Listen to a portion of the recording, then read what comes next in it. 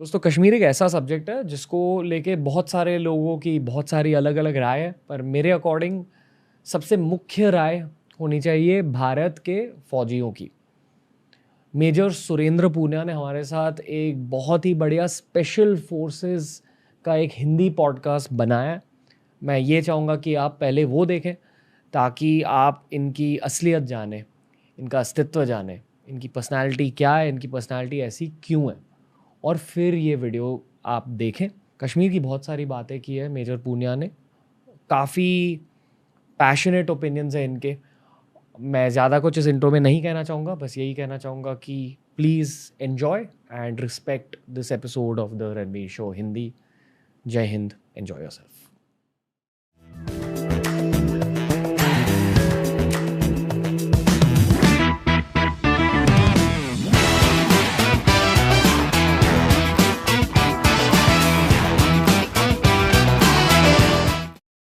Major Poonia sir, the Ranveer show Hindi में फिर से आपका स्वागत है। पिछली बार हमने स्पेशल फोर्सेस की बहुत सारी बातें की थी, पर आई फील कि किसी भी स्पेशल फोर्सेस के सोल्जर के पास बहुत ज़्यादा पर्सपेक्टिव रहता है। आपने कश्मीर में भी सर्व किया है, आपने अलग अलग देश के हिस्सों में सर्व किया है, आपने देश के कोने कोने में अपने मिशंस, अपने ऑपरेशंस को एग्जीक्यूट किया। तो जैसा पर्सपेक्टिव सोल्जर्स के पास होता है, वैसा पर्सपेक्टिव आई डोंट थिंक कि किसी और इंडियन नागरिक के पास होता है। तो सर, आपका स्वागत है द रणवीर शो हिंदी में फिर से। Thank you Ranveer ji sir, इस पॉडकास्ट पर मैं अक्सर ये सोचता हूँ कि थोड़ा वार्म अप कर दूंगा कॉन्वर्सेशन को, पर आपके साथ वो थोड़ी कनेक्शन बन गई है, इसलिए डायरेक्टली हम स्टार्ट करते हैं। मैं ऑनेस्टली आपसे दो मुश्किल सवाल पूछना चाहूँगा। ये शायद गलत सवाल भी है आपसे मतलब पूछने के। सर, तो पहला सवाल ये है कि जिन ऑपरेशन के लिए स्पेशल फोर्सेस सिलेक्ट होते हैं, वो कैसे ऑपरेशन होते हैं? मतलब बाकी के फोर्सेस वहाँ क्यों नहीं ऑपरेट कर सकते? पहला सवाल ये है। दूसरा सवाल ये है कि आपने कश्मीर में भी सर्व किया है, तो वहाँ की सच्चाई के बारे में बताइए सर। दो सवाल है आपके लिए। पहला आपने पूछा कि बाकी सोल्जर्स वहाँ क्यों नहीं ऑपरेट कर सकते, स्पेशल फोर्सेस के ऑपरेशन। स्पेशल फोर्सेस के ऑपरेशंस। तो इसके लिए आपको जो ट्रेनिंग का बैकग्राउंड उसमें जाना पड़ेगा, और दूसरा जाना पड़ेगा कि आपके सारी जितनी भी रेजिमेंट्स हैं वो मिशन ओरिएंटेड रेजिमेंट्स होती हैं। एक सप्लाई कोर है, उसका काम है कि सेना को राशन सही समय पे पहुंचाना। एजुकेशन कोर है कि सेना और जो फैमिलीज हैं उनमें जो एजुकेशन का क्या लेवल है। इंटेलिजेंस कोर है, उसका है कि जितनी भी इंफॉर्मेशन है वो गैदर करना है, आगे डिसमिनेट करना है। बाकी जो फाइटिंग फोर्स हैं उनका भी है कि एक कन्वेंशनल वॉर है उसके अंदर वो कैसे काम करेंगे। और स्पेशल फोर्सेज एक ऐसा है कि इसका जो मिशन है, इसका एक दायरा जो है वो अनलिमिटेड है, कि आपको यहाँ से उठा के पाकिस्तान में डाल दिया, आपको यहाँ से उठा के चाइना में डाल दिया, मालदीव में डाल दिया, समुद्र में डाल दिया, रेगिस्तान में डाल दिया, जंगल में डाल दिया। सो ये जो एक बहुआयामी जो चरित्र है कि इतने सारे फील्ड हैं जहाँ पे कहीं भी आपको डाल दिया गया है और आप वहाँ पे बेस्ट ऑफ कैपेबिलिटीज़ में ऑपरेशन करते हैं और आप मिशन अकम्प्लिश करते हैं। सो जो ये वाला जो ट्रेनिंग है और जो ये वाले वेपन्स हैं और ये वाली जो जो जो माइंडसेट है वो हर आदमी का नहीं हो सकता। और जैसे आज 18 लाख की फौज है, तो 18 लाख में अभी आज के हिसाब से शायद जब मैं था तब 6000 के आसपास स्पेशल फोर्सेस सोल्जर्स थे, अभी शायद 12 या 13 हज़ार हैं। तो आप अंदाज़ लगा सकते हैं कि 18 लाख में से अगर सिर्फ 12-13 हज़ार ही हैं तो फिर उनका लेवल, उनकी टर्निंग लेवल, और एक स्पेशल फोर्सेस रेजिमेंट को खड़ा करने में बहुत मैसिव पैसा भी खर्च होता है, और पैसे से ज़्यादा ह्यूमन रिसोर्स है वो सबसे बड़ा है। पैसे आपको मैं कहीं से भी ला के दे दूँ, मैं आपको इक्विपमेंट भी ला के दे दूँ, लेकिन ये जो है माइंडसेट और जो इनका जो कनेक्शन है, ये जो लाइन है जो मैंने आपको बताई, दिल, दिमाग और घुटना, अगर ये तीनों एक लाइन में एक टाइम पे कितने लोग मिलते हैं। हो सकता है कि आज मेरा एक सीक्वेंस में है, मैं वैसा हूँ, लेकिन हो सकता है 3 साल बाद में मेरा ये थोड़ा सा टेढ़ा मेढ़ा हो, तो फिर मैं उससे बाहर निकलूंगा, नए लोग आएंगे मेरी जगह। जैसे बल्लेबाज बहुत होते हैं पर ओपनिंग बैट्समैन कम होते हैं, वैसे ही कुछ लॉजिक है। मतलब ये एक ऐसा बल्लेबाज है जिसको आप किसी भी पोजीशन में उतार सकते हो, और ये वीरेंद्र सहवाग बन के बैटिंग करेगा कहीं भी, मतलब कोई भी आए। और द्रविड़ भी बन सकता है, द्रविड़ भी बन सकता है जहाँ जरूरत पड़ेगी वहाँ पे। लेकिन थोड़ा द्रविड़ वाला जो है वो थोड़ा जो द्रविड़ वाला नॉट आउट रहने की जो आदत है वो रखेगा, लेकिन जो जो स्ट्राइक रेट है वो बिल्कुल वीरू टाइप, मतलब कंटिन्यूस, चाहे बाउंसर है कोई फर्क, एक बाउंसर आए 2 आए कोई बात नहीं, नीचे झुकेगा, तीसरे पे हुक करके छक्का मार देगा, मतलब वो वाला एटीट्यूड है वो स्पेशल फोर्सेस का है। जी सर। ठीक है, तो ऑपरेशंस के बारे में समझ गए सर, पर और ऑपरेशंस को लेके मेरे बहुत सारे सवाल है कि आपकी कहानियाँ मुझे जाननी है, जिन जानवरों से आपकी मुलाकात हुई है उनके बारे में जानना है, जो एनकाउंटर्स हुए उनके बारे में जानना है सर। पर कश्मीर से शुरुआत करते हैं सर। आपने टाइम बिताया है वहाँ, और मीडिया के अकॉर्डिंग एक इमेज बन गया है कश्मीर का। मतलब मैं ये भी मानता हूँ कि जितने भी हमारे न्यूज़ के चैनल्स होते हैं उनके थोड़े से बायसेस होते हैं, या तो ये साइड पे या तो वो साइड पे। पर आप एक सोल्जर हो, आप एक्चुअली वहाँ गए हो, तो जब लोग कहते हैं कश्मीर में हमारे जवान हैं, उन जवान की रियलिटी बता दीजिए सर। आपने वहाँ टाइम बिताया है, लोग क्या सोचते हैं, लोग कैसे हैं वहाँ, माहौल कैसा है वहाँ, ये सब समझा दीजिए। देखिए, मैं कश्मीर में पहली बार जब गया था तो 2002 के लास्ट में। सो आप अपने ही देश में जा रहे हो और आपको ये एहसास हो रहा है कि जैसे कोई आपको लाइक नहीं कर रहा है। सो ये थोड़ा सा पेनफुल था, सोचना और देखना दोनों पेनफुल लगा। और उस समय मैं भी बिल्कुल यंग ही था, तो शायद इतनी मेरी समझ नहीं थी, लेकिन धीमे धीमे जब मैं वहाँ रहा और मैंने जो एनवायरनमेंट देखा, तो उससे मुझे एहसास हुआ कि लोगों में एक दहशत है कि अगर हमने हिंदुस्तान के लिए आवाज़ उठाई तो हमें कोई मार देगा। कुछ लोग ऐसे भी थे जो रेडिकलाइज्ड हो रखे थे, और वो मतलब धार्मिक उन्माद जिसको बोलते हैं कि पागलपन, उसमें उन्होंने ये कसम खा रखी है, चाहे उनको आप चांद पे भी लेके जाओगे ना तो भी वो कहेंगे कि हम पाकिस्तान में जाएंगे। मतलब आप उनको अमृत पिला दो ना तो भी कहेंगे हम जहर पिएंगे। तो उस वाली जो क्राउड है उसका तो आप कुछ कर नहीं सकते हो, उनका तो दूसरा तरीका होता है उनको सॉर्ट आउट करने का। लेकिन जो आम आदमी जो कश्मीर में था वो फौज के साथ, हिंदुस्तान के साथ है, लेकिन उसमें डरा हुआ सा था कि उनको लगता था कि हम अगर ओपनली अगर हिंदुस्तान की बात करेंगे तो हमें पड़ोस में कोई जाके मार देगा, ये उनको ऐसा लगता था। ऊपर से जो पॉलिटिकल सिस्टम था, जब अब मैं थोड़ा बड़ा हुआ हूँ उम्र में और जब मैं बैकग्राउंड को पूरा चेक करता हूँ तो उससे मुझे ये भी एहसास भी हो गया और सच भी सामने आ गया कि जो ये प्रॉब्लम जो थी ये पॉलिटिकल प्रॉब्लम ज़्यादा थी। चाहे केंद्र में हो, केंद्र की सरकार, और चाहे कश्मीर के जो नेता हैं, उन्होंने टेररिज्म को एक बिजनेस बना दिया। उनको पता था कि अगर टेररिज्म खत्म हो गया तो फिर हम न कमा पाएंगे न लोगों को पागल बना पाएंगे। मतलब इससे बड़ा क्या हो सकता है, मतलब विरोधाभास क्या हो सकता है कि जो लोग सरकार चला रहे हैं वही लोग पाकिस्तान का हाथ में झंडा। मुझे पाकिस्तान से नफरत नहीं है, मुझे पाकिस्तान की आम जनता से, मुझे एज ए सोल्जर मुझे कोई तकलीफ नहीं है, और नहीं किसी स्पेशल फोर्सेज या किसी फौजी को तकलीफ है। हमें तकलीफ उन लोगों से है जो उस देश में बैठ के मेरे देश, आपके और मेरे देश की तरफ तिरछी नज़र रखे हुए हैं, और दे आर सेइंग कि we will cut India into 1000 piece in the next 1000 years. So हमें तकलीफ उन लोगों से है, और किसी भी गैरतमंद और देशभक्त और ज़मीर वाले आदमी को तकलीफ होनी चाहिए इससे। और इन चीज़ों की वजह पैसे है, पैसा और धार्मिक उन्माद, रेडिकलाइजेशन। 2003 में मैं आपको बताऊं रणवीर कि कश्मीर के अंदर गरीबी, इतना बड़ा देश है, तो जो अगर आप इंटीरियर में जाते हो तो वहाँ लोगों के पास एक एक झोंपड़ी है, भेड़ हैं, गाय है, उनसे अपना काम चला रहे हैं। लेकिन उन्हीं के इलाके में जब आप देखोगे एक बड़ी मस्जिद और जो शीशे लगे हुए हैं, और उस मस्जिद की कीमत किसी भी हिसाब से लगाओगे तो 1-2 करोड़ से कम नहीं हो सकती। अगर 1-2 करोड़ रुपए पैसे आए कहाँ से, क्योंकि इन गरीबों के पास तो पैसा नहीं था। अगर इनके पास पैसा होता तो ये झोंपड़ी में नहीं रहते। जब बर्फ़ पड़ती है तो झोंपड़ी नीचे से धंस गई, आधी में नीचे बर्फ़ पड़ी है, उधर पूरा परिवार है, उधर ही भेड़ें हैं, उधर ही गाय बंधी हुई है, तो वो आदमी कभी भी जिसके पास पैसे होंगे ऐसे इस कंडीशन में नहीं रहेगा। अपने बच्चे को स्कूल भेजेगा, स्कूल जा नहीं रहे हैं और कुछ हो नहीं रहा है, रोड वहाँ तक आई नहीं है, लेकिन वहाँ पे मस्जिद खड़ी कर दी गई बिल्कुल शीशे लगा के, और अंदर ईरानियन चादर, जैसे ये चादर भी फीकी, कुछ नहीं है चादर उसके सामने। तो फिर आपको लगेगा कि ये कौन कर रहा है और क्यों कर रहा है।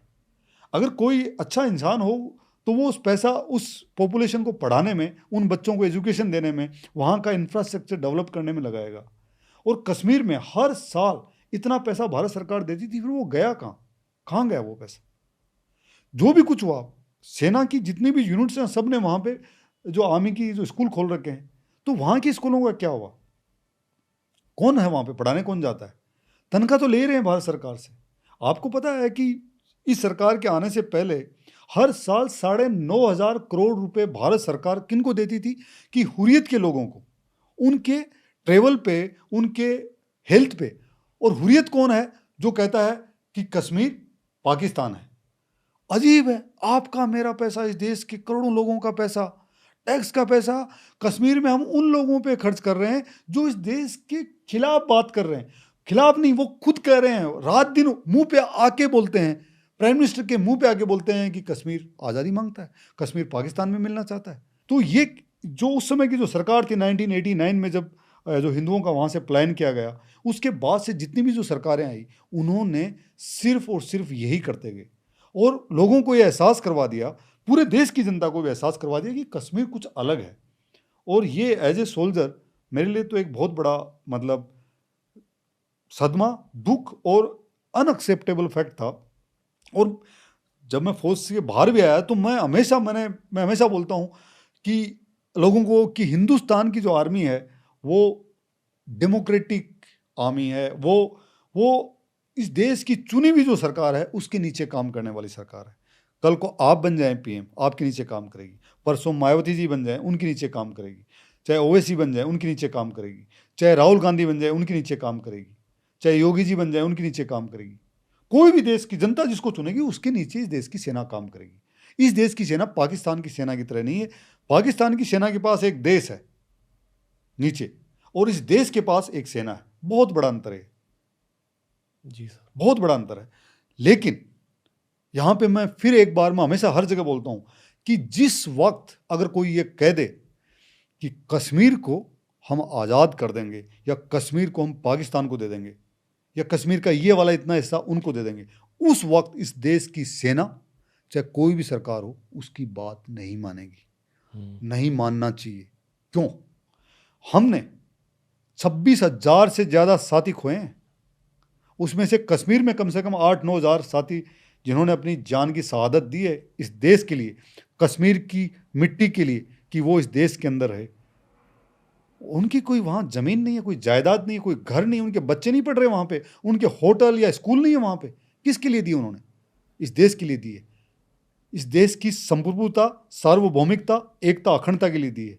और अगर कल को कोई आगे बोल दे, कोई सिरफिरा आदमी, और बोल दे कि कश्मीर को हम आज़ाद कर देंगे, तो ये चीज़ देश की सेना या देश के पूर्व सैनिक या उनके परिवार या कोई भी गैरत या जमीर वाला देशभक्त आदमी कभी स्वीकार ही नहीं कर सकता। हम तो ये कहते हैं कि पाकिस्तान में जो कश्मीर है वो भी हमारा है, हम तो उसको भी लेंगे और लेना भी चाहिए और लेंगे भी। ये हमारा मानना है। हम उस माइंडसेट से हैं, हम उस विचारधारा से हैं। जब ये आपने पूछा कि वहाँ की हालत कैसी, लेकिन हालात बदल रहे हैं। कश्मीर में जो टेररिज्म था उसको ख़त्म करने में कश्मीरियों का बहुत बड़ा हाथ है। वो तंग आ चुकी है। रात दिन भर उनकी बहन बेटियों के साथ रेप हो रहा है। पाकिस्तान से कोई भी बंदा जिसने गन उठा ली पाकिस्तान से आता है, जिहाद के नाम पे आता है। यहाँ की लड़कियाँ जिनकी शादियाँ नहीं हुई उनको प्रेग्नेंट करके चला जाता है। वो लड़की पूरी ज़िंदगी भर शीशे में शक्ल नहीं देख पाती। आप बताइए कि कल को आपकी मेरी बहन बेटी के साथ कभी ऐसा हो जाए, मतलब क्या हम जी पाएंगे? क्या हम अपने बच्चों से शक्ल मिला पाएंगे? लेकिन मजबूरी और डर, हर आदमी तो नहीं लड़ सकता ना। हर आदमी में तो वो फाइटिंग स्किल या उसके पास साधन नहीं है कि उनसे लड़ ले। तो ये लोग जो इन्होंने ऐसा जिहाद फैलाया कि वहाँ से आके कश्मीर में हर जगह गन फैला दिया। तो जो लोकल पॉपुलेशन थी एक टाइम के बाद में वो तंग आ गई। मैं ये नहीं कहूँगा कि 100% पॉपुलेशन तंग आ गई, क्योंकि कुछ तो ऑलमोस्ट 8 से 10-15% जनता तो तब लगी हुई थी, पूरे जोर से लगी हुई थी, जिनके पास हर टाइप के साधन थे, पैसे थे, हथियार थे, सब कुछ था। तो वो तो लगे हुए थे। अभी ये जो सरकार है, जब इसने हुर्रियत को बैन किया, इनको सबको पकड़ के जेल में डाला तब, और कश्मीर आर्टिकल 370 हटाया। लोग बोलते हैं कि 370 हटाने से क्या होगा। मैं उनसे पूछना चाहता हूं कि मतलब एक देश में दो देश कैसे हो सकते हैं? एक गाड़ी का झंडा लगा हुआ, हिंदुस्तान का झंडा लगा, उसके साइड में कश्मीर का झंडा। मतलब देश में तो एक ही झंडा होगा ना। फिर इस देश में क्या 2 प्रधानमंत्री हैं क्या? कि 2 राष्ट्रपति हैं क्या इस देश में? तो फिर 2 झंडे कैसे? फिर अलग से क्या मतलब पाकिस्तानी नागरिक आके कश्मीर की नागरिकता ले सकता है अगर कश्मीर की लड़की से शादी कर ले, और वहाँ की लड़की अगर किसी यहाँ कश्मीरी मर्द से शादी कर लेती थी तो वो नागरिक बन सकता था। लेकिन अगर मैं किसी कश्मीरी लड़की से शादी कर लें या हमारी बहन किसी कश्मीरी से शादी कर ले तो वो नागरिक नहीं बन सकते। तो ये था क्या, ये बनाया किसने? तो इतने लूप होल जो आज़ादी के बाद से थे, थैंक गॉड हम सबकी किस्मत अच्छी है कि चाहे जो भी हो सितारे ठीक हुए, देश की किस्मत बदली और ये आर्टिकल 370 सरकार ने हटाया। सर क्योंकि मीडिया इतनी ज़्यादा रेडिकलाइज्ड है, ये भी पॉडकास्ट सुन के बहुत लोग ये मानेंगे कि नहीं आप बायस्ड हो, as an major Punia biased yes, मैं बोलता हूँ रणवीर, मैं बायस्ड हूँ, मैं बोल रहा हूँ, बताइए। मैं बायस्ड हूँ मेरे मुल्क के लिए, मैं बायस्ड हूँ, 100% बायस्ड हूँ मैं मेरे देश की इज्जत के लिए, मैं 100% बायस्ड हूँ देश के सोल्जर्स की सुरक्षा के लिए, उनके ऑनर के लिए, उनकी इज्जत के लिए, मैं 100% बायस्ड हूँ कि मेरी देश का झंडा बुलंद रहे, मैं 100% बायस्ड हूँ कि कोई भी दुनिया की ताकत मेरे देश की तरफ आंख उठाए हम उस आंख को निकाल दें। मैं बिल्कुल बायस्ड हूँ, इसमें मुझे कोई शर्म नहीं, मैं तो छाती चौड़ी करके बोल रहा हूँ, और होना भी चाहिए। हमारा देश आपका घर है और आप बोल रहे हैं कि पड़ोसियों का कब्जा है। मैं ये मानता हूँ कि ये राइट सिर्फ एक सोल्जर के पास है। नहीं, आपके पास भी है, मतलब रणवीर, मेरे पास भी है, नहीं आपके पास, आप भी सोल्जर हैं। मैं आपको एक चीज़ आज मैं करेक्ट करके जाऊंगा और आज के बाद में आप अपने आप को सोल्जर कहिएगा। आप सोल्जर हैं। सोल्जर सिर्फ वो ही नहीं होता जिसने हाथ में हथियार उठा रखा है, जो कश्मीर पे लड़ रहा है, वो उसने यूनिफॉर्म पहन रखी है, उसका एक टास्क है सरहदों की हिफाजत करना। वो वहाँ खड़ा है और उसको दुश्मन सामने है। हमारा टारगेट बहुत आसान है रणवीर, लेकिन जो तुम सोल्जर हो, जो तुम क्रिएटिविटी के फील्ड में जो आज आप खड़े हो, आप जितने यंग लोग हो यहाँ पे, आप लोगों के सामने जो टास्क है वो इतना मैसिव है, क्योंकि इस देश के अंदर इतिहास गलत पढ़ाया गया, जो नैरेटिव तय किया गया क्रिएशन का, जो भी क्रिएटिविटी, जो मूवी हैं, चाहे कुछ भी जो इससे पहले बनी है, उनके अंदर मैं ये नहीं कहूँगा सब ने खराब किया, लेकिन 5 से 10% एक ऐसी लॉबी आई जिसने हमेशा लोगों को एहसास करवाया कि हम तो गरीब हैं, हम तो असहाय हैं, हम तो मतलब हमारी तो कोई औकात ही नहीं है, हम तो मरे हुए लोग हैं, हम तो दयनीय हालत हमारी। मतलब ये एहसास करवाएगा देश के डीएनए में, देश की युवा पीढ़ी, हर आदमी के अंदर ये घुसा दिया गया कि ये देश बहुत खराब है। कोई अगर आपको मेरे को ये बोले कि आपका घर खराब है, आपको रोजाना बोलने लग जाए आप खराब हैं, खराब हैं, खराब हैं, अगर आप रेजिस्ट नहीं करेंगे तो एक दिन आप मेंटली आप मान लेंगे कि आप खराब हैं। तो आप जो सोल्जर हैं, आपकी एक बहुत बड़ी ड्यूटी है, और मुझे खुशी भी इस बात की, भरोसा भी इस बात पे कि आप लोगों ने जो बीड़ा उठाया है कि जो गांव में बैठा हुआ एक बच्चा है और बच्ची जो बड़े हो रहे हैं, उनको ये एहसास करवाने का कि तुम उस मुल्क के नागरिक हो जिसमें किसी चीज़ की कमी नहीं है, जिसमें इतनी प्रतिभाएं हैं। जैसे आपने बताया आप अलग अलग जगह से आए, आपने एक चैनल क्रिएट किया, आज आप एक पॉजिटिविटी की लहर पूरे देश में, यंग जनता में, उनको आप एक भरोसा दे रहे हैं, उनको एक आप आशा दे रहे हैं कि आप कुछ कर सकते हैं। जैसे हमने किया है तो आप भी कर सकते हैं, और ये चीज़ें अच्छी हैं, ये गलत है। चूज करो, ढंग से चूज करो। आप बार बार उनको फीड करते हैं, हर महीने हर वीक आप फीड कर रहे हैं। सो आप बड़े वाले सोल्जर हैं, सिविल स्ट्रीट के सोल्जर हैं, और हिंदुस्तान का हर नागरिक अगर आपको ऐसे समझने लग जाएगा कि मैं सोल्जर हूँ, मेरी एक ड्यूटी है, जिस भी फील्ड में काम कर रहा है, जिस भी फील्ड में काम कर रहा है। अब जैसे आज आप यहाँ हैं तो आपसे कोई एक्सपेक्ट मैं ये नहीं कर सकता कि रणवीर जाके सरहद पे एक टैंक से फायर करने वाला है, गोला दागने वाला है, या सुकोई उड़ाने वाला है, वहाँ मिसाइल मारने वाला है। लेकिन मैं एज ए इंडियन मैं हर टाइम ये अपेक्षा करता रहूँगा कि आपका कंटेंट इतना खूबसूरत आएगा कि देश के बच्चे मोटिवेट होंगे, देश के बच्चे इंस्पायर होंगे। अगर वो कहीं गलत रास्ते पे जा रहे हैं तो आपने उनको वहीं पे रोक दिया, उनको सही दिशा दे दी। सो आपका जो जॉब है वो तो और बड़ा है। जी सर, मतलब थैंक यू सर फर्स्टली। वो होते रहेगा, मोटिवेशन हम डालते रहेंगे इस पॉडकास्ट के थ्रू। पर मैं एक और चीज़ कहना चाहूँगा सर, मैं ये मानता हूँ कि इस देश में ना बहुत ज़्यादा पोलैरिटी हो गई है, यानी कि या तो इस साइड पे कम्प्लीटली या तो उस साइड पे कम्प्लीटली। इस स्टेज पे 2022 में मेरा एक नया मिशन, खुद का मिशन स्टेटमेंट है कि मैं स्पोर्ट्स फ़ैन हूँ, मुझे देश से बहुत ज़्यादा प्यार है। एक सवाल आपसे पूछना चाहूँगा, कश्मीर की इतनी बातें हो गई, आपको लगता है कि 10 साल में हम शांति बना पाएंगे वहाँ, मतलब शांति रहेगी वहाँ, या 10 साल तक, 10 साल 20 साल तक भी मतलब एनिमोसिटी रहेगी, थोड़ा गुस्सा रहेगा वहाँ? पहले तो ये पूछना चाहूँगा। दूसरी चीज़ ये कहना चाहूँगा कि मैं देश में यूनिटी चाहता हूँ। मतलब आजकल बहुत सारे लोग ये मानते हैं कि नहीं, माइनॉरिटीज़ को देश से निकाला जा रहा है। मैं उस इंडिया कैसे कहूँ, मैं ये नहीं मानता। मैं ये मानता हूँ कि एक इंडिया है, हिंदू, मुसलमान, क्रिश्चियन, सिख, बुद्धिस्ट, जितने भी लोग हैं सब भाई है, और हमें साथ में मिलकर देश को आगे लेके जाना चाहिए। स्पोर्ट्स मेंटालिटी रखनी चाहिए देश में। पर असलियत क्या है आपके अकॉर्डिंग? क्या होने वाला है 10 सालों में कश्मीर में? क्या होने वाला है 10 सालों में देश में? पहले कश्मीर की बात करते हैं जी सर। कि 10 साल में कश्मीर में क्या होने वाला है। कश्मीर में और यूनिटी होगी? या एब्सोल्युटली कश्मीर का जो है 10 साल में इंफ्रास्ट्रक्चर के हिसाब से पहले बात करें तो मैसिव डेवलपमेंट होने वाला है, क्योंकि जो उसके टुकड़े किए गए हैं, उसको यूनियन टेरिटरी बनाया गया है, उसको भारत के जो हर कानून जो यहाँ पे लागू होता है आज वहाँ पे लागू होता है, और वहाँ का हर कानून जैसे यहाँ पे। अब ऐसा कोई अलग से हिस्सा नहीं बना जिसके लिए कुछ अलग प्रोविजन हो, ऐसा कुछ भी नहीं है। तो अभी बिल्कुल इंटीग्रल पार्ट तो अभी बना है कश्मीर। सो जो इंफ्रास्ट्रक्चर डेवलपमेंट है ये वहाँ पे मैसिव ढंग से हो रहा है। सेकंड, जो एजुकेशन है ये एकदम कोने कोने गांव तक, वहाँ तक मतलब स्कूल हैं, सब कुछ हो रहा है। सो जो एजुकेशन जब होगी तो जो ये रेडिकलाइज जो माइंडसेट है ये भी चेंज होगा। और मैं ऐसा सोचता हूँ, और मेरा मानना है कि 10 साल में पाकिस्तान के भी 1-2 टुकड़े होंगे। ठीक है, जब पाकिस्तान के टुकड़े होंगे तो उसका सबसे ज़्यादा फ़ायदा कश्मीर की जो शांति है उसमें आने वाला है। पाकिस्तान के टुकड़ा होना लाजमी है, और नहीं होते हैं तो भी हिंदुस्तान को कोशिश करनी चाहिए कि कैसे भी करके हम बलूचिस्तान या उनको अलग करें, क्योंकि हम उनको समर्थन दें। हमें जाके उनके लिए लड़ना नहीं है, वो अपने आप ही इंडिया को कुछ नहीं करना। वो पाकिस्तान के अंदर ही ऐसा उन्होंने माहौल बना दिया है कि पाकिस्तान का टूटना लाजमी है। मतलब वो टूटेगा तो हिंदुस्तान में थोड़ी सी जो कश्मीर है वहाँ पे थोड़ी शांति बढ़ जाएगी। ये आपको क्यों लगता है सर कि वो इसलिए कि देखो ऐसा है कि पाकिस्तान ने एक सांप को दूध पिलाया इस आशा में कि वो सांप बड़ा होके वो हिंदुस्तान को काटेगा। फिर क्या हुआ कि उस सांप को दूध पिलाया, फिर सांप के कुछ बच्चे हुए, तो वो बच्चे उन्होंने लाके इधर बॉर्डर पे छोड़ना शुरू किया। तो वो इधर जब आते थे तो हमारे कुछ लोगों को काटते थे, तो उसमें हमारे कुछ साथियों की जान जाती थी, फिर हम उस सांप को मार देते थे। लेकिन वो क्या हुआ कि फिर इतनी पॉपुलेशन बढ़ गई उनकी कि जब इधर आ रहे हैं मार रहे हैं तो वो भी ना, उनको भी अगर सामने दिखता कोई खतरा तो सांप भी वापस मुड़ता है।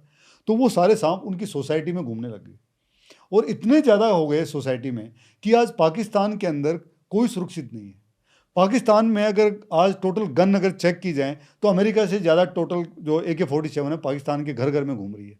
तो जब बच्चे के सामने हथियार पड़ा हुआ है, या तो आप खिलौना दो, किताब दो, या हथियार दो, तो अगर उसके सामने जो अवेलेबल है वो उस चीज़ को यूज़ करने वाला है। साथ में जो मौलवीज हैं उन्होंने इस्लाम का एक नया अर्थ उन लोगों के अंदर भर दिया है कि तुम दुनिया के सबसे ताकतवर कौम हो, और तुम्हारा जन्म इसलिए हुआ है कि दुनिया से सारे जो नॉन बिलीवर्स हैं इस्लाम में उनको ख़त्म कर दो।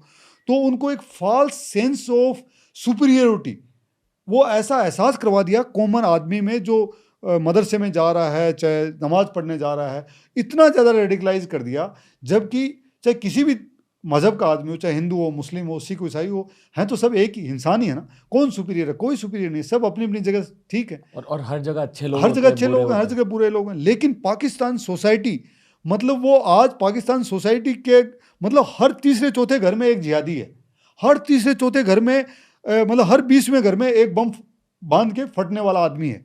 तो जब उनको जगह नहीं मिलेगी कहीं यहाँ फटने की तो वहाँ फटेंगे। एक चीज, और आप शहरों की बातें नहीं कर रहे हो। मैं लोकल शहरों में तो फिर भी चलो वहाँ पुलिस थोड़ी बहुत है तो कुछ हो जाता है, लेकिन जो पाकिस्तान का जो इंटीरियर है जहाँ एजुकेशन है ही नहीं, छोटे छोटे बच्चे आपने यूट्यूब पे वीडियो देखे हैं कि वो बम बांध के प्रैक्टिस करते हैं कि ऐसे फटेंगे। मतलब ये कौन करवाता है? ये अपने बच्चों को ये कौन बोलता है कि ऐसे ऐसे कर दो? ऊपर से जो बलूचिस्तान का एरिया है वो उनकी एक मांग थी। बलूचिस्तान 1947 में एक आज़ाद देश था भाई। वो उन्होंने नेहरू जी से अपील की थी कि आप हमें या तो मिला लो या हमें सपोर्ट कर दो। लेकिन जब नेहरू जी ने सपोर्ट नहीं किया तो पाकिस्तान आर्मी ने उन पर अटैक किया, जैसे कश्मीर पे किया था। तो कश्मीर में सरदार पटेल ने सेना भेज दी तो कश्मीर बच गया, और बलूचिस्तान को बचा नहीं पाया तो उस पर पाकिस्तान का कब्जा हो गया। लेकिन तब से लेकर आज तक बलूचिस्तान का संघर्ष चल रहा है। और मैं बलूचिस्तान के इतने लोगों को जानता हूँ, वो इतने डिटरमिन्ड हैं, and I salute them for their courage, for their conviction, कि हम पाकिस्तान का हिस्सा नहीं है, हमारा अलग कल्चर है, हमारी अलग पहचान है। हम पाकिस्तान तो अलग देश बनाता, हम पाकिस्तान के हिस्सा थे ही नहीं। हमें तो फोर्सफुल ऑक्यूपेशन कर रखा है हमारा। तो कश्मीर का ऐसा नहीं है, हमने फोर्सफुल ऑक्यूपेशन नहीं किया। कश्मीर की जो उसमें जनता है, जो महाराजा थे, उन्होंने कहा हमें बचाइए पाकिस्तान से, तब हम उनकी हेल्प करने गए थे और उन्होंने साइन किया था। यहाँ तो कुछ ने कोई साइन कुछ नहीं किया है, जाके बैठ गए वहाँ पे। तो तब से संघर्ष चल रहा है। और अब अभी आपने देखा होगा कि आई थिंक 10 दिन पहले ही पाकिस्तान की जो मिलिट्री का जो स्टेशन है, कैंट था, उसके ऊपर बलूचिस्तान लिबरेशन आर्मी के लोगों ने कब्जा कर लिया। 3 दिन लगे पूरी पाकिस्तानी आर्मी को। वो कहते हैं हम कश्मीर ले लेंगे। मेरा उनसे कहना है कि तुम अपना एक कैंप नहीं छुड़ा सके यार। 3 दिन तक सारे हेलीकॉप्टर लगा दिए, 25 हेलीकॉप्टर लगा दिए, आपके मेजर जनरल मारे गए वहाँ पे। मतलब what kind of a country जो अपने सोल्जर्स को के सेक्रीफाइस को ऑनर नहीं करते। मतलब उससे बुरा क्या हो सकता है? जिस आदमी ने आपके मुल्क के लिए, वो भी उसी देश का सोल्जर है, I have great respect for दो सोल्जर्स ऑल्सो, चाहे हमारे दुश्मन देश के हैं। ये मैं कहना चाहूँगा, मैंने जब भी इंडियन सोल्जर से बात करी है, आई हैव ग्रेट बहुत ज़्यादा रिस्पेक्ट रहता है पाकिस्तान। एब्सोल्युटली, वो अपने देश के लिए लड़ रहा है। जी सर, वो अपने कोच के लिए लड़ रहा है, हम हमारे कोच के लिए लड़ रहे हैं। अब कोई पर्सनल दुश्मनी नहीं है। अगर उसके देश उसको गलत काम में लगा रहा है, हिंदुस्तान ने कभी किसी पर चढ़ाई नहीं की। और आज भी कश्मीर में हम जाके पाकिस्तान के अंदर जाके उनकी सेना के किसी कैंप पे अटैक नहीं करते। हम गए, हमें सर्जिकल स्ट्राइक करनी पड़ी, हमें मजबूर कर दिया गया। हमारे साथियों को, नियत साथियों को उन्होंने आतंकवादी भेज के सोए हुए साथियों को उन्होंने मारा। तो फिर ये हमारा धर्म बनता है कि हम हमारे साथियों के बलिदान का बदला जरूर लें, और वो हमने लिया। हम कभी उनके अंदर नहीं गए। And we have all great respect for जितनी भी दुनिया के जो सोल्जर्स हैं, सबके लिए दिल में इज्जत है। इसीलिए बुरा लगता है एज ए सोल्जर होने के नाते कि पाकिस्तान के इतने सोल्जर मर गए, 500 से ज़्यादा सोल्जर उस कैंप के अंदर मर गए, और पाकिस्तान सरकार कह रही है हमारे 3 सोल्जर मरे, उनके मेजर जनरल की डेथ हो गई। मतलब उन परिवारों को कैसा लगता होगा कि मेरा बाप, मेरा भाई, मेरा पति, या मतलब मेरा बेटा जिसने पाकिस्तान के लिए जान दे दी, और उसको चुपके से रात को दफना दिया। उसको नए मिलिट्री में वो ऑनर मिला कि वो शहीद हुआ है, उसने अपने बलिदान किया है, उसको नए वो बेनिफिट मिल रहे हैं। What kind of society, what kind of army is that? मतलब दुख लगता है मतलब ये सोच के। तो कौन लड़ेगा उस देश के लिए? क्या पाकिस्तान की सेना लड़ पाएगी? इसीलिए पाकिस्तानी सेना का मोरल इतना डाउन है कि ब्लू फ्रीडम जो लिबरेशन जो आर्मी थे, उसने उनके 500 सोल्जर्स 3 दिन में मार दिए, मेजर जनरल को मार दिया। वो अपना कैंप नहीं छुड़ा सके, 26 हेलीकॉप्टर यूज कर रहे थे वो। इससे ज़्यादा क्या हो सकता है? और उनको लगता है कि हम हिंदुस्तान से लड़ रहे हैं। तो मतलब पाकिस्तान का टूटना लाजमी है, क्योंकि जिस चीज़ की बुनियाद अलगाव से शुरू हुई है, वो कभी एक साथ नहीं रह सकता।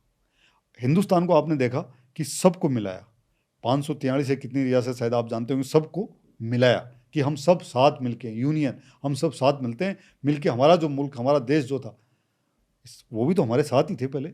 लेकिन उन्होंने कहा नहीं, ये नहीं चाहिए, हमें धर्म के आधार पे चाहिए।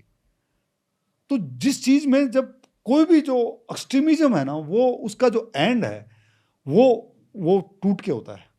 और चाइना का भी यही होने वाला है। मतलब इतना इतना लोगों को टाइट कर दिया ना, इतना टाइट कर दिया है कि वो एक दिन जब आप गाड़ी का जब टायर आप टाइट कर रहे होते हैं, एक लिमिट तक ठीक है, लेकिन बहुत ज़्यादा टाइट करें तो बुलेट टूट के बाहर निकलेगा, फिर टायर तो निकलना ही है उसको। सेम उनके साथ होने वाला है। तो पाकिस्तान के 10 साल में शायद 1 या 2 टुकड़े हो जाएंगे, और तब और भी जो शांति है वो और भी हो जाएगी। और जो कम्युनिकेशन जो भी कश्मीर के बच्चे जैसे देश में आ रहे हैं, एजुकेशन जो उनका ट्रांसफ़र हो रहा है कि वहाँ के बच्चे आके कुछ यहाँ के स्कूलों में पढ़ रहे हैं, यहाँ के बच्चे वहाँ जा रहे हैं, इंडस्ट्रियलिस्ट हैं, वो अभी वहाँ ज़मीनें खरीद रहे हैं, होटल बना रहे हैं, टूरिज़्म बढ़ने वाला है।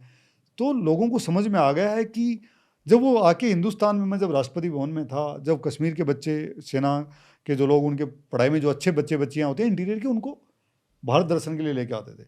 तो जब राष्ट्रपति भवन में आते थे तो मैं बच्चों से पूछता था कि कैसा लग रहा है, वहाँ पे देख के क्या लग रहा है। तो जो 12th वाले बच्चे, कॉलेज वाले बच्चे हमेशा बोलते थे कि मतलब पूरी जो पिछले 10-15 साल हैं ज़िंदगी के, कुछ देखा ही नहीं, हमें तो पता ही नहीं था कि हमारा देश इतना खूबसूरत है, इतना कुछ है सीखने को, इतना कुछ है समझने को, इतनी लैंग्वेज, इतना कल्चर, इतना मतलब इतना हेरिटेज वैल्यू है, इतनी बड़ी सिविलाइजेशन है। तो जब लोगों को आप एजुकेशन देते हो तो लोग सबकी आंखें खुलने लग जाती हैं। फिर मैं, आप या कोई भी आ जाए, कोई उनको पागल नहीं बना सकता, बेवकूफ़ नहीं बना सकता। अगला जो आपका सवाल था कि भारत के लोगों में जो आप चाहते हैं, और हर आदमी ये चाहता है कि देश यूनाइटेड दिखे, देखने में भी और महसूस होने में भी। लेकिन जो पोलराइजेशन जो देश में हुआ है, ये मीडिया की वजह से हुआ। ये मीडिया, तो मैं इसमें कुछ चीज़ें जो मेरी समझ में है, हो सकता है गलत हूँ, मेरा ये मानना है कि इसमें दुनिया भर में जो पूरी दुनिया जो चल रही है, वो शायद उसमें आगे चलने का एक जो सबसे बड़ा जरिया है वो इकोनॉमी होती है। तो आज अमेरिका हो, चाहे इंग्लैंड हो, फ्रांस हो या चाहे चाइना हो, यही दुनिया की बड़ी इकोनॉमी है हमारे सिवा।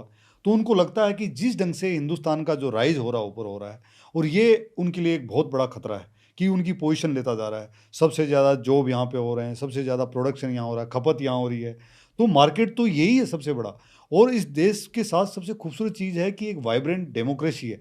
जनता चुनती है, पंचायत पे भी चुनती है, एमएलए भी चुनती है, एमपी भी चुनती है, सरकार भी चुनती है। तो मतलब एक ऐसा सिस्टम सेट है कि लोगों को अगर अपनी खुंदक गुस्सा निकालना तो सरकार को गिरा देते हैं, नए लोगों को बना देते हैं अपनी अपनी अपेक्षाएं और आकांक्षाओं के तहत। मेरे ख्याल से मीडिया को ग्रोथ पर फोकस करना चाहिए, एंटरप्रेन्योरशिप पर फोकस करना चाहिए, यूनिटी, टीम वर्क, इन सारे कॉन्सेप्ट्स पर फोकस करना चाहिए, जो आज की न्यूज़ मीडिया कर रही नहीं। और ये भी मैं समझता हूँ, क्योंकि जो विरोध वाले सब्जेक्ट्स होते हैं वो ज़्यादा वायरल जाते हैं, झगड़े वायरल जाते हैं, क्या बोलते हैं, एंग्स्ट और गुस्सा वायरल जाता है।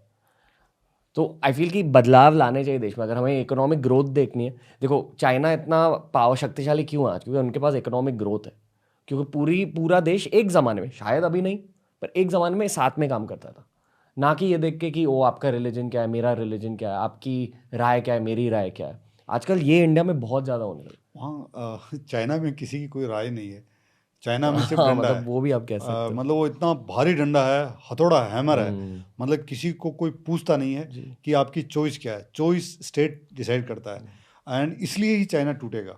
मैंने आपको कहा कि चाइना में मतलब आपने देखा कि कहीं ऐसा हो सकता है कि जो युगीर मुस्लिम्स हैं उनके साथ क्या कर रहे हैं वो, उन्होंने सबके बाल कटवा दिए, सबकी दाढ़ी कटवा दी, सबको कपड़े चेंज करवा दिए, सारी की सारी कुरान जला दी। तो मतलब ये अगेंस्ट है ना, ये तो गलत है। लेकिन पूरी दुनिया उस पर आवाज़ नहीं उठाती। क्यों? क्योंकि चाइना से डरते हैं जी।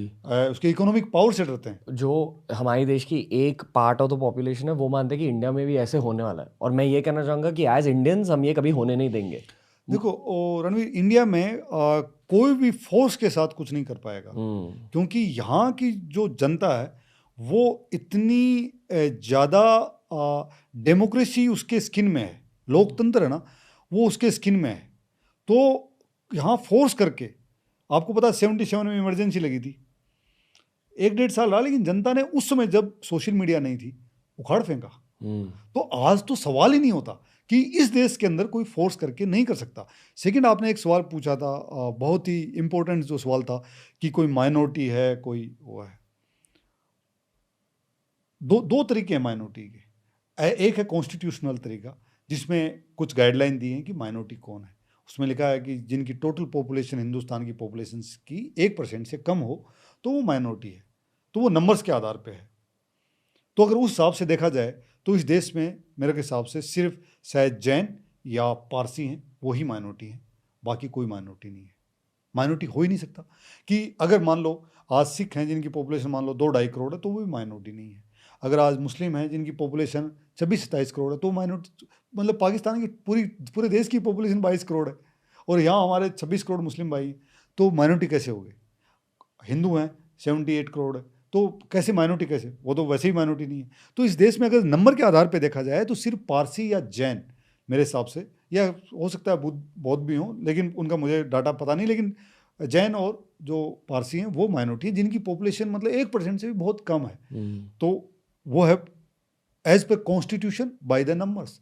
लेकिन मैं एक दूसरा मेरा नज़रिया है, माइनॉरिटी कौन है? माइनॉरिटी वो हैं जो बिलो इकोनॉमिक पॉवर्टी जो लाइन है उसके नीचे वाले हैं, वो माइनॉरिटी है। लेकिन उनकी संख्या ज़्यादा है, नो डाउट संख्या ज़्यादा है, लेकिन माइनॉरिटी आप उनको बोलिए आप, क्योंकि उनको अगर ऊपर नहीं लाए तो जो ये जो डिसबैलेंस होने वाला है ये एक दिन मतलब इस देश में भूचाल ला सकता है। ये एक कोई नया पब्लिक का कहते हैं ना कि बम फट गया टाइप, ये कोई एक नई रिवॉल्यूशन काइंड ऑफ हो सकती है जो अनरेस्ट हो सकता है फ्यूचर में। और उसी के ऊपर यूएस और चाइना, जहाँ के जो इनके जो थिंक टैंक हैं वो हमेशा यही सोचते रहते हैं कि जो नक्सलवाद क्या है, यही तो है नक्सलवाद, कि आप मतलब वहाँ का जब इकोनॉमिक डेवलपमेंट नहीं हो पाया, उनके साधन आप लूटते गए, तो फिर वो लोग खड़े हो गए।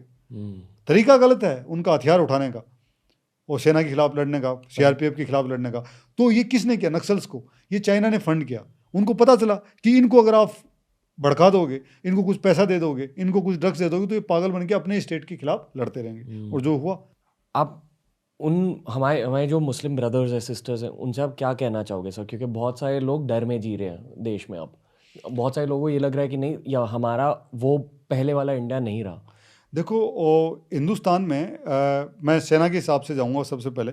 मेरे सेना में मेरे जो साथी हैं, सीनियर जूनियर बहुत मुस्लिम ऑफिसर हैं, ऐसे बहादुर ऑफिसर्स जो हिंदुस्तान के लिए जान छिड़कते हैं। मतलब उनके पूरे परिवार के लोग जिनको मैं करीब से जानता हूँ, मैं उनके बारे में बात कर रहा हूँ। और उनके लिए जीना मरना सब कुछ हिंदुस्तान है। और मतलब उनकी हर सांस में हिंदुस्तान है। उनके देखो हिंदुस्तान में जितने भी आज जो मुस्लिम भाई जो लोग हैं, अगर आज के 5 जनरेशन 4 जनरेशन या 7 जनरेशन पीछे जाएंगे तो सारे के सारे हिंदुस्तानी, चाहे बौद्ध होंगे, चाहे जैन होंगे, चाहे हिंदू होंगे, वही थे। वो तो उस समय जो मुगलों ने जो किया अटैक, उसके बाद में लोगों को यहाँ पे अलग अलग रिलीजन के लोगों को कन्वर्ट कर दिया। तो मैंने जैसे राजस्थान में देखा है कि हमारे पड़ोस में जितने जो मुस्लिम थे उनके नाम कैसे हैं, बाबू लाल खान, तो बाबू लाल खान, राम सिंह खान, मतलब नाम ऐसे हैं। तो आपको इससे क्लियर कट पता चलता है कि सारे के सारे सबका हमारा जो जो ओरिजिन है वो तो सबका एक ही है। ठीक है, बात रही अभी फेथ की। आज मान लो कुछ लोगों का फेथ इस्लाम में है, कुछ का मतलब हिंदुइज्म में है, कुछ का जैन, अलग अलग जो हैं वो है। तो मेरा जो आपने बताया कि जो मुस्लिम साथी हैं उनका बहुत सारे इतने पार्लियामेंटेरियन हैं। मैं डॉक्टर कलाम के साथ मैंने काम किया, मतलब पेट्रियोटिज्म का सिंबल जो नाम है कि जिस आदमी की हर सांस में हिंदुस्तान था, डॉक्टर कलाम, जिन्होंने परमाणु बम बनाया। मैं सिर्फ मुस्लिम भाइयों को, मगर कोई मेरे को बोले एक लाइन में बोलना है तो मैं सिर्फ इतना बोलूँगा कि आपको बनना है तो कलाम बनिए। ये मुल्क, इस मुल्क का हर आदमी आपसे इतनी मोहब्बत करेगा कि आपको खुद को एहसास नहीं होगा कि आपके साथ क्या हुआ। अगर बनना है तो डॉक्टर कलाम बनिए आप। मतलब बनना है तो अब्दुल हमीद बनिए। मतलब इस मुल्क का किसी भी रिलीजन का कोई आदमी क्यों नहीं हो, किसी भी जेंडर का, किसी भी स्टेट का आदमी क्यों नहीं हो, डॉक्टर कलाम का नाम लीजिए, उनके नारे लगाएगा, जिंदाबाद बोलेगा। बनना है तो वैसा बनिए आप। लेकिन अगर आपको किसी चीज़ का डर नहीं होना चाहिए कि आपको कोई देश से कैसे निकाल देगा भाई, कहाँ निकाल देगा, कहाँ, मतलब ऐसा कोई दुनिया में कोई जगह है जहाँ आप जा सकते हो? नहीं, ये आपका देश है। और जिन लोगों ने आपको अगर गलत बताया है कि ये सीए कानून आ गया या ये कानून आ गया, जिसकी कानून आने के बाद में क्या आज तक हिंदुस्तान के किसी मुस्लिम भाई को देश से निकाला? नहीं। तो ये फिर ये हंगामा किसने खड़ा किया है? ये देश की कुछ पॉलिटिकल पार्टीज या बाहर से जो आईएसआई है और बाहर की जो भारत विरोधी जो जो थिंक टैंक है, उन्होंने इतना पैसा डाला कि शाहीन बाग, रोज शाहीन बाग, छोटे छोटे बच्चे, मतलब जिनको दूध नहीं पिया जा रहा, जो अपना खाना नहीं खा सकते, वो बाथरूम जाके खुद को साफ नहीं कर सकते, वो बच्चे मतलब ऐसे नारे लगा रहे हैं। तो ये मुस्लिम समाज को खुद को अंदर झांक के देखना पड़ेगा एक बार कि हम किसकी सुन रहे हैं, हम कौन से आदमी की सुन रहे हैं। देश आपका है, जैसे चाहो आपका ही रहेगा। अगर आप मतलब हर आदमी आपकी इज्जत करे तो डॉक्टर कलाम या अब्दुल हमीद साहब जैसे बनिए। और हर हिंदू को भी वैसा बनना चाहिए डॉक्टर कलाम जैसा, और हर बुद्धिस्ट और सिख को भी वैसा बनना चाहिए, क्योंकि ये देश के सिंबल हैं। परमवीर चक्र, देश के लिए लड़ा बंदा, जान दे दी, पाकिस्तान के 7 पैटर्न टैंक उड़ा दिए। क्या लोगे यार बंदे से आप इससे ज़्यादा, जिसने अपनी जान दे दी? इसके अलावा क्या ले सकते हो? डॉक्टर कलाम ने अपनी पूरी ज़िंदगी हिंदुस्तान को दी। वो बंदा जिस दिन राष्ट्रपति भवन से गया उस दिन सिर्फ एक सूटकेस में गया। कोई है ऐसा बंदा? कोई नहीं है। लेकिन अगर कोई ये कहे कि आपको उन लोगों का साथ छोड़ना पड़ेगा कि जो कहते हैं कि दुनिया में सिर्फ इस्लाम ही रहेगा, बाकी कोई नहीं रहेगा, अगर आप ये बोलोगे तो इसी देश में जो आपके पड़ोसी हैं, आपके सगे दोस्त हैं, आपके भाई हैं, आपके सीनियर जो हैं, वही आपके खिलाफ हो जाएंगे। इसलिए मैं ये कहना चाहूंगा कि एक team work, growth, economic growth की जो मुझे शार्क टैंक इंडिया की वजह से दिख रही है थोड़ी, जितनी ज़्यादा एंटरप्रेन्योरशिप होगी इस देश में उतनी ज़्यादा यूनिटी होगी। एब्सोल्युटली। जो जैसे कि आपने बोला एंटरप्रेन्योरशिप होगी, तो जो आदमी जो क्रिएटिव होता है और जो आदमी मेहनती होता है, जो जिसने ज़िंदगी में एक मकसद बनाया हुआ है कि मुझे ज़िंदगी में कुछ करना है, उस आदमी के पास मतलब न मोहम्मद साहब की बुराई करने का टाइम है, न भगवान श्री राम की बुराई करने का टाइम है, न श्री गुरु नानक जी की बुराई करने का टाइम है। वो तो अपने मिशन में लगा हुआ है, बस है ना? टीम वर्क में लग वो जाओ, लगा हुआ देश को आगे है, देश के आगे लेके जाने में लगा हुआ है। लेकिन जो मैंने आपको क्या बोला कि जो पॉलिटिकल जो सिस्टम है उसको ऐसा लगता है, और बाहर का जो सिस्टम है, जो इतना पैसा यहाँ पे पंप किया जा रहा है, मैं कह रहा हूँ कि बाहर से जो पैसा आ रहा है, अगर वो एजुकेशन में यार आप कश्मीर के अंदर आपने इतनी मॉस्क बनाई, मैंने मेरी आंखों से देखा कि इतनी शीशे की बना दी आपने। अरे उसका थोड़ा सा भी पैसा वो उस गाँव में बच्चियों को अगर एजुकेशन पे कर देते तो ये जो गन कल्चर है ये बहुत पहले ख़त्म हो जाता। जो बच्चा पढ़ लिया है उनमें से सिर्फ 5 से 10% ही हैं जिन्होंने हथियार उठाए हैं। शौक में उठा लिया है या लड़कियों के सामने हीरो बनने के चक्कर में उठा लिया, लेकिन जब उनको मालूम चलता है कि जिसने हथियार उठाया उस सेना उसको अगले 1 महीने में ठोक देती है, तो जिसने उठा रखा वो भी डाल के वापस मेन स्ट्रीम में आ जाता है, उसको समझ में आ जाता है कि नहीं ये गलत काम है ना। सो ये जो आपने बोला है कि धार्मिक जो उन्माद, जो रिलीजियस एनिमोसिटी जो क्रिएट हो रही है, जो सही में ये समझते हैं कि ये मुल्क उनका क्या लगता है और रिलीजन का मतलब क्या है।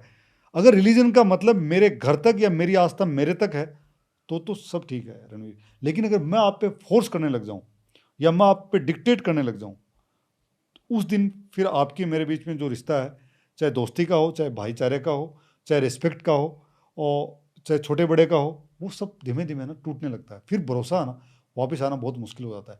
और इसके अंदर समाज में चाहे हिंदू हो, मुस्लिम हो, सिख हो, इनके जो सोसाइटी में जो बड़े लोग हैं, बड़े लोग से मतलब जिन्होंने ज़िंदगी में कुछ किया है, चाहे राजनीति में किया हो, खेलों में किया हो, क्रिएटिविटी में किया हो, मूवीज़ में किया हो, चाहे जर्नलिज्म में किया हो, उन लोगों की जिम्मेदारी बनती है कि वो ऐसे मौक़ों पे आएँ सामने और बिल्कुल बिना किसी से डरे हुए बेबाक अपनी राय रखें और कहें कि समाज को हमें यहाँ लेके जाना है, इन चीज़ों में नहीं पड़ना है।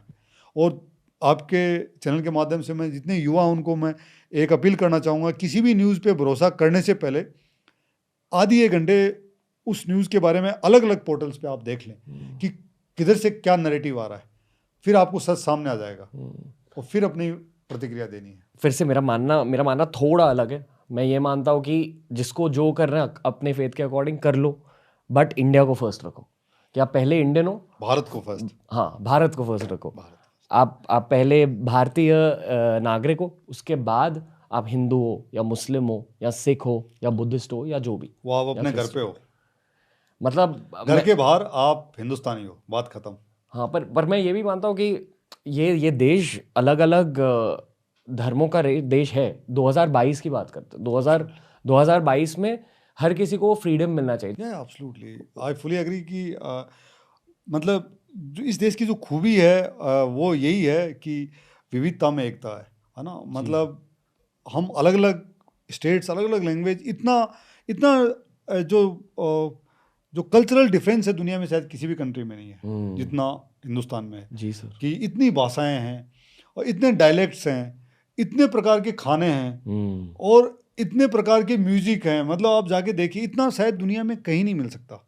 और यही दुनिया को और इस चीज़ का एक डर भी लगता है कि, और इसी में वो लूफोल भी ढूंढने की कोशिश करते हैं। लूफोल ये कि अंदर इंटरनल डिस्टर्बेंस किया जाए, चाहे आइडियोलॉजी में लोगों को लड़ाया जाए, चाहे रिलीजियस उस ढंग से लड़ाया जाए, चाहे गरीब और अमीर के बीच में लड़ाई करवाई जाए। तो जो आपने बोला कि हमें इकोनॉमिक उसके ऊपर फोकस करना चाहिए, तो उसकी शायद जो प्राइमरी जहाँ से सीढ़ी है वो है एजुकेशन। आज मैं डॉक्टर कलाम के साथ, और इंटरनेट मतलब जो एजुकेशन और टेक्नोलॉजी जो है, यही एक चीज़ है कि लास्ट माइल तक आप टच कर सकते हैं और आप लोगों को फटाक से, जैसे आज मेरे पास कोई व्हाट्सएप मैसेज आता है कि किसी ने ये कर दिया, लेकिन उसी वक्त अगर आपका मैसेज आ जाता है कि नहीं ये झूठी खबर है, तो मुझे फटाक से ही पता चल जाता है सच क्या है ना। सच जानना भी तो बहुत जरूरी है।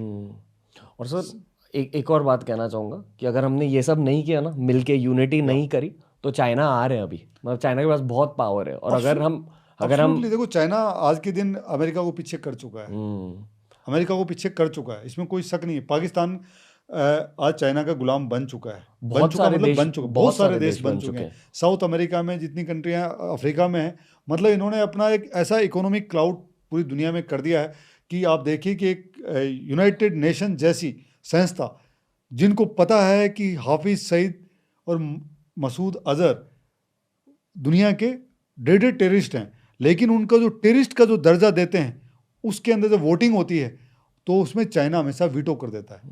तो मतलब वो किस लिए, वो पावर है। मतलब उनके उनके पक्ष में वोट पड़ जाते हैं कि जिन कंट्रीज को उन्होंने इतना लोन दे रखा वो तो उन्हीं के साथ खड़े होंगे। मतलब ऑस्ट्रेलिया जैसे कंट्रीज को भी कंट्रोल करते हैं। ये जो ऑस्ट्रेलियन ओपन में हुआ अभी या कि एक वो प्लेयर नहीं थी, चाइनीज प्लेयर, चाइनीज जिनको गवर्नमेंट ने छिपा के रखा है कहीं, बिल्कुल बिल्कुल तो प्रोटेस्ट हो रहे थे ऑस्ट्रेलियन प्रोटेस्ट हो ओपन रहे में थे, कि या। लोग टी शर्ट पहन के पहन पूछ के, रहे थे कि कहाँ है वो। हाँ तो ऐसा कहा जाता है कि चाइनीज गवर्नमेंट ने ऑस्ट्रेलियन गवर्नमेंट को कॉल करके ये कहा कि इन प्रोटेस्ट को हटा दो, नहीं तो जो हमारे चाइनीज माइंस है ऑस्ट्रेलिया में या जहाँ से आपको कट मिल रहा है उन्हें हम हटा हटा देंगे। देंगे, बिल्कुल और सच में ऑस्ट्रेलिया ऐसा ने ही होता हटाया है, उन्हें। ऐसा ही होता है।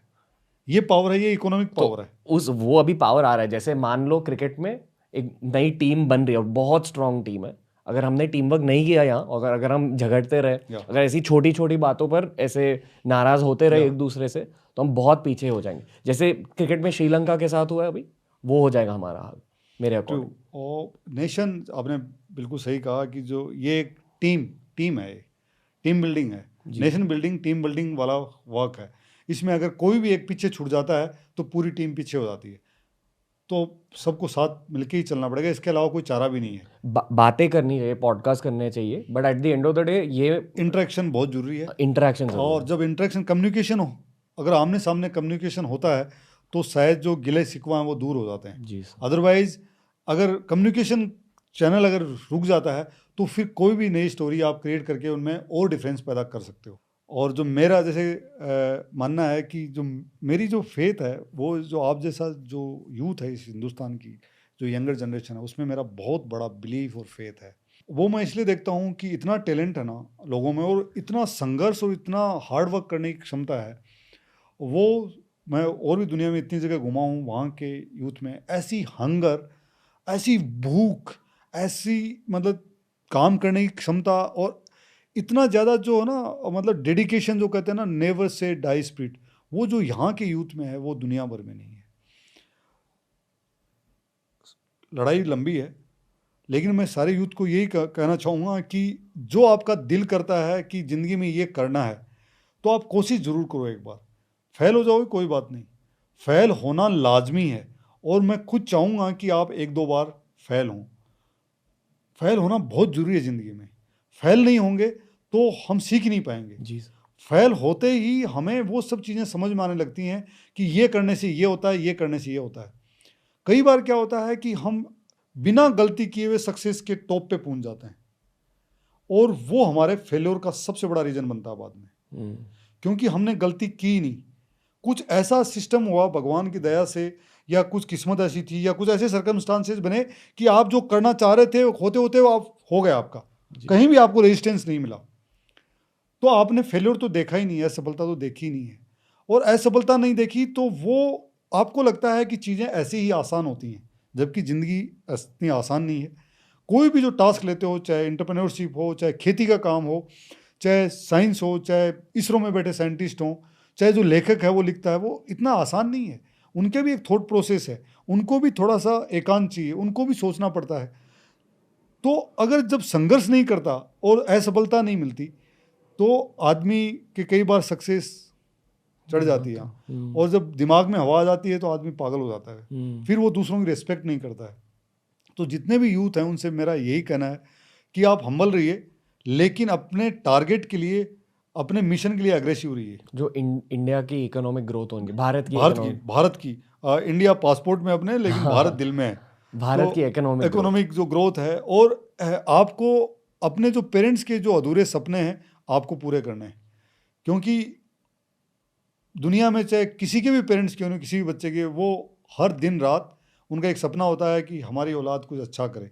तो आप उनको वो मौका दो, उनको हंसने का, उनको प्राउड फील होने का मौका दो। आप उनको कोशिश करो। फेल होते हैं कोई बात नहीं, फेल होते हैं तो उनके साथ बैठ के बोलो, दिल खोल के बोलो कि मैं फेल हो गया, कोई बात नहीं, मैं कोशिश कर रहा हूँ।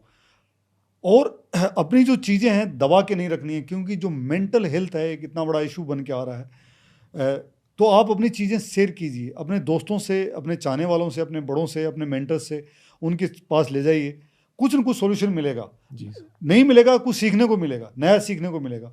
लेकिन जो आपका मिशन है, ज़िंदगी में फेल हो जाएं, लेकिन आपके साथ ये होना चाहिए कि ऐसा नहीं हुआ कि मैंने छोड़ दिया बीच में, मैंने ट्राई नहीं की। नहीं, आप हो सकता है कि कई बार आप यहाँ पहुँचना चाहते थे और रास्ते में आपको मालूम चला है कि आपकी काबिलियत तो यहाँ पहुँचने की, और आप यहाँ से डाइवर्ट होकर यहाँ पहुँच गए। जैसे आप पूछें और आगे आप पूछेंगे, जो मेरे को लगता है कि आप वहाँ से इंजीनियरिंग से इधर आए, इधर से यहाँ आ गए, यहाँ से अभी भी मेरे को लगता है कि आप इधर नहीं रहेंगे, आप शायद 5 साल बाद में पता नहीं कहीं हॉलीवुड में जाके कुछ बैठ के कोई एक हिंदुस्तान पे मूवी बना रहे होंगे, है ना।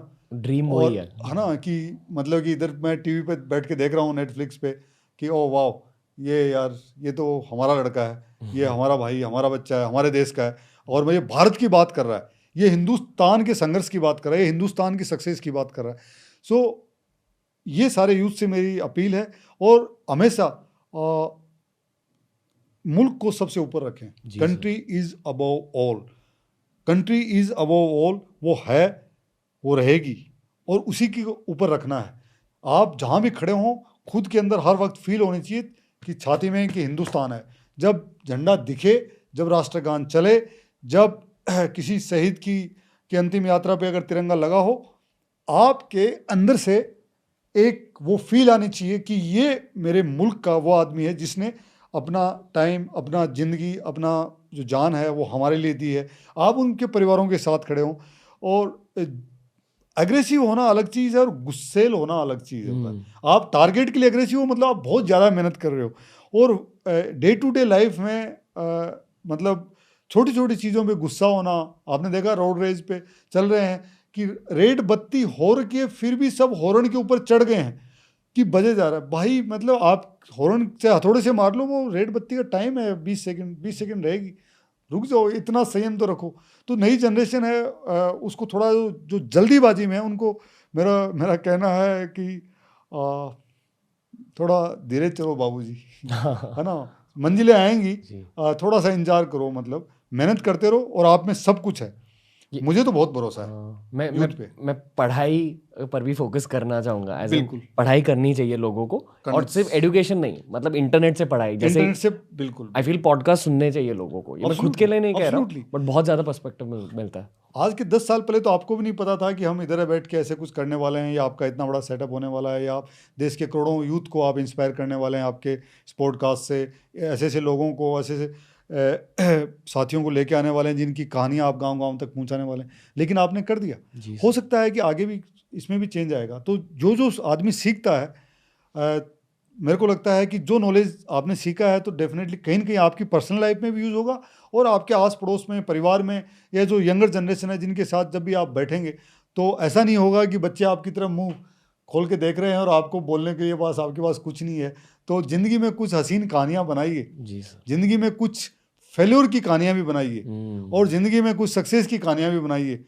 तो मतलब लगे कि इसमें खट्टा भी है, इसमें मीठा भी है, और मतलब इसमें नमक भी है, और इसमें थोड़ा नशा भी है। वो होना बहुत ज़रूरी है। जी सर, आई थिंक मेरे लिए इस पॉडकास्ट की कंक्लूजन है यूनिटी, टीम वर्क, और भारत का इकोनॉमिक ग्रोथ ऊपर। डेफिनेटली।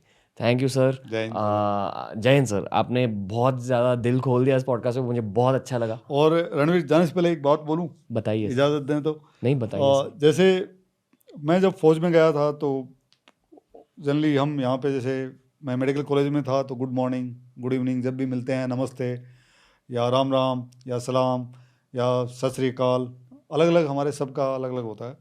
लेकिन फ़ौज में जाते ही वो सब चेंज हुआ। तो उसके बाद में जब भी किसी से मिलना जुलना हुआ, तो मिलने पे या जब जाते वक्त या जब भी कम्युनिकेशन होता है, तो हम हमेशा जय हिंद बोलते हैं। तो मेरा सारे यूथ से कहना है कि आप अपनी रूटीन लाइफ में जब भी किसी से मिलें, या जब भी किसी को लिखें, खत लिखें, चाहे मोहब्बत का लिखें, चाहे नॉर्मल कम्युनिकेशन का लिखें, तो उसमें जय हिंद जरूर लिख दें। तो जब लिखेंगे तो आपके ऊपर कंधों पे अपने आप धीमे धीमे थोड़ा थोड़ा एक्स्ट्रा भार आने लग जाएगा इस मुल्क का। फिर आप समझने लग जाएंगे कि मेरी कुछ जिम्मेदारियां हैं, परिवार के लिए भी हैं, देश के लिए भी हैं, समाज के लिए भी हैं, और सर्वधर्म संभाव के लिए भी हैं, और देश की ग्रोथ के लिए भी हैं। क्योंकि जो जय हिंद है, कि हिंद की जय हो, तो उसमें तो फिर आपका योगदान बहुत जरूरी है। यही सबसे बड़ा मंत्र होता है, यही सबसे बड़ी प्रार्थना होती है। ठीक है, thank you sir. Thank you दोस्तों, तो ये था आज का एपिसोड। मैं हमेशा ये चाहता हूँ कि द रणवीर शो हिंदी पर ऐसे बहुत सारी चीज़ें निकल के आए जो मेन स्ट्रीम मीडिया में लोग खुल के बात नहीं कर सके। भारत में ये पॉडकास्टिंग कल्चर की सिर्फ एक शुरुआत है, पर अगर आपको ऐसे ही और पॉडकास्ट चाहिए तो हमें कमेंट्स में बताइए कि किन गेस्ट को आप देखना चाहोगे इस शो पे, और हमें ये भी बताइए कि इस पॉडकास्ट में आपको अच्छा क्या लगा, बुरा क्या लगा, ताकि हम इस तरह के पॉडकास्ट के क्वालिटी और भी ज़्यादा बढ़ा सकें। धन्यवाद। जय हिंद।